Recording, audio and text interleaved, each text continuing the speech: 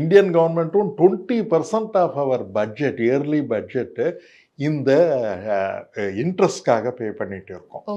இவ்வளோ heavy interest budget அவங்களால பண்ண முடியல. இந்த டெஃபிஷிட்டை அவங்களால கேரி ஓவர் பண்ண முடியல.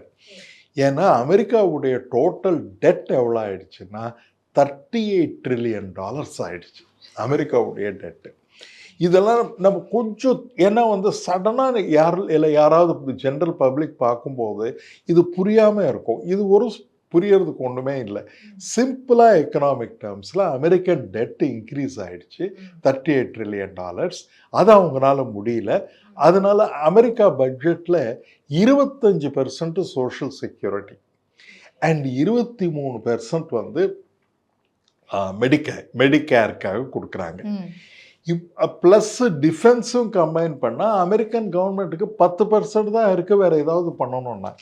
அதனால் பிரசிடென்ட் ட்ரம்ப் என்ன சொல்கிறாருன்னா இந்த எக்ஸ்பெண்டிச்சரை நாங்கள் குறைப்போம் அப்படின்றாங்க. டெமோக்ராட்ஸ் அது குறைக்கக்கூடாது, இது இன்னும் இன்க்ரீஸ் பண்ணணும் அப்படின்னு சொல்கிறாங்க.